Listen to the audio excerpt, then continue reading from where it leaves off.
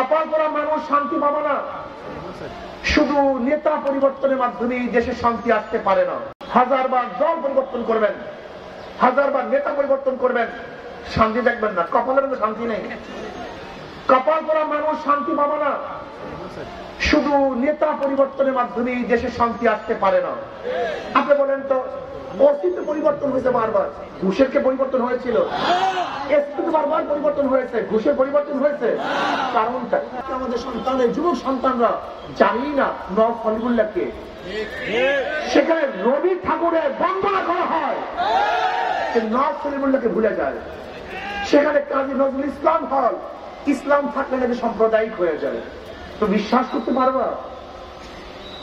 তুমি জানো হাজার ইউনিভার্সিটির ছাত্রলীগ যারা ছিল, ছাত্রলীগের হিন্দু, তারা তাদের হলের মধ্যে, রুমের মধ্যে মূর্তির ছবি রাখলে সাম্প্রদায়িক হতো না, কিন্তু কাবা শরীফের ছবি রাখলে সাম্প্রদায়িক হয়ে যেত। তুমি জানো আমাদের মেধাকে কিভাবে সাজানো হয়েছে?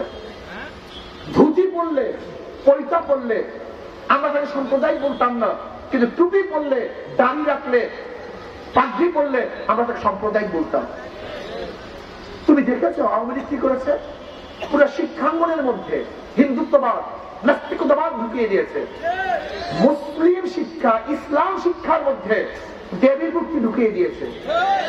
আর তুমি সেই আওয়ামী লীগ করতেছ? তুমি জানো আওয়ামী লীগের অবস্থা কি, প্ল্যানটা কি ছিল? আওয়ামী লীগের প্ল্যান ছিল আস্তে আস্তে, দেখো একটা জাতিকে পুরা পরিবর্তন করার জন্য দুইটা জিনিসের প্রয়োজন, শিক্ষা এবং সংস্কৃতি।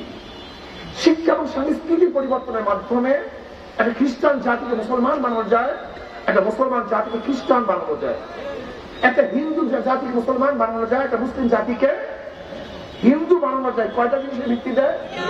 এই গোয়েন্দা রিপোর্ট। কে ফজরের সময় নামাজ পড়তে যায় তাকে ধরো, তাকে জঙ্গি বানায় দাও। আল্লাহর কসম করে বলছি মুসলমানের সন্তান, আল্লাহর কসম করে বলতেছি মুসলমানের সন্তান, মুসলমানের সন্তান, আল্লাহর কসম করে বলতেছি। তুমি জানো আওয়ামী লীগ কি করছে? টাকনুর উপরে কে কাপড় পরে, টাকনুর উপরে কে কাপড় পরে, তাকে বিভীত করে সে জঙ্গি।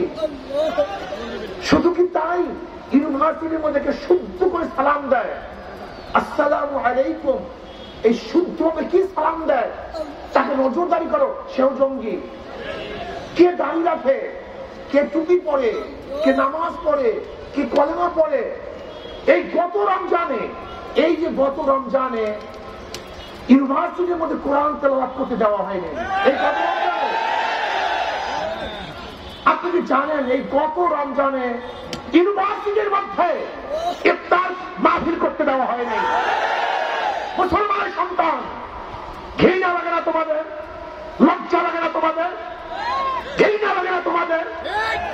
এই গত রমজানে মুসলমান সন্তানরা ইফতার করতে বসছে, হাজার ইউনিভার্সিটির মধ্য থেকে তাকে লক্ষ্মী বাইয়ে তাওয়াত করাই দেওয়া হয়েছে। আজকে বোরখা পরে ইউনিভার্সিটি পড়তে পারে না।